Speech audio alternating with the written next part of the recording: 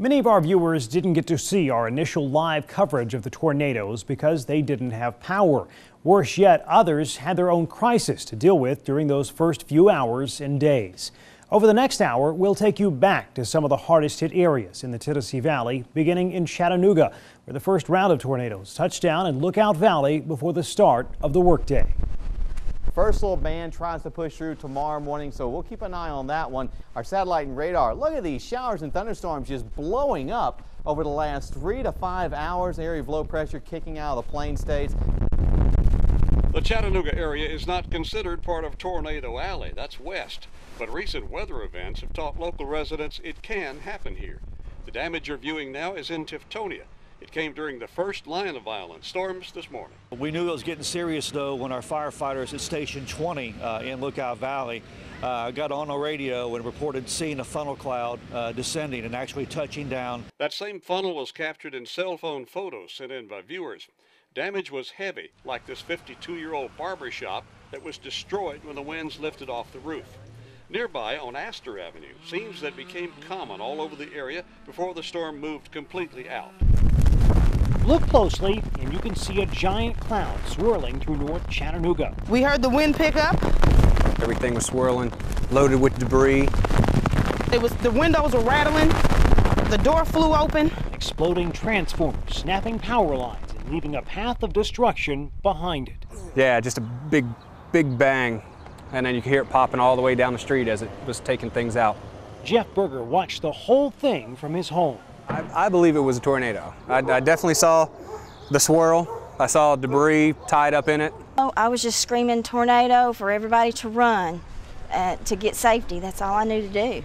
Down the road at Lawson's Electric, workers noticed the sky turned dark just moments before the storm struck their building. And all of a sudden the tree started just kind of twisting around in circles, and winds picked up and rain started running sideways, and all of a sudden the roof on the top of the building took off. As far as EPB goes, they had, at the height of the storm and when they counted everything up, 119,000 homes and businesses without power. You got to look at that perspective of the blizzard of '93, which has always been the worst disaster until now. They had 74,000 homes without power, so quite a bit number and quite a bit more people that are going to be having to do a lot of work. We came upon a group of guys. They're from Howard High School.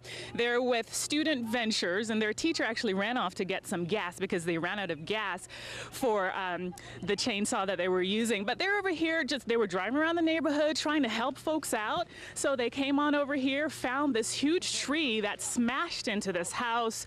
When we first got here, there were branches and branches just all over the roof of that house, but they've been working hard, cutting out the branches. As I mentioned, their chainsaw ran out of power, so they're trying to repower it, ran out of gas, so they're trying to repower it. But let's talk to one of these students about what's going on out here. Now, why did you decide that you're going to come out and help out in this neighborhood? Well, we've been riding around a couple neighborhoods trying to see if people need help, because I mean it's a lot of things going on, and I know a lot of the city can't get to a lot of the houses or whatever, so we're just trying to do a good deed for the community. As the second round of storms moved in, homeowners did what they could to save this Burton Avenue home. If we don't do something, there'll be significant additional damage. This morning, the tree sliced through the screened porch and house. When I get out, when I hear it calming down, I'll look over here and the whole front of the house is crushed. 2 people were home when the tree uprooted, but no one was injured. Residents say they were just shaken up. It's rather scary.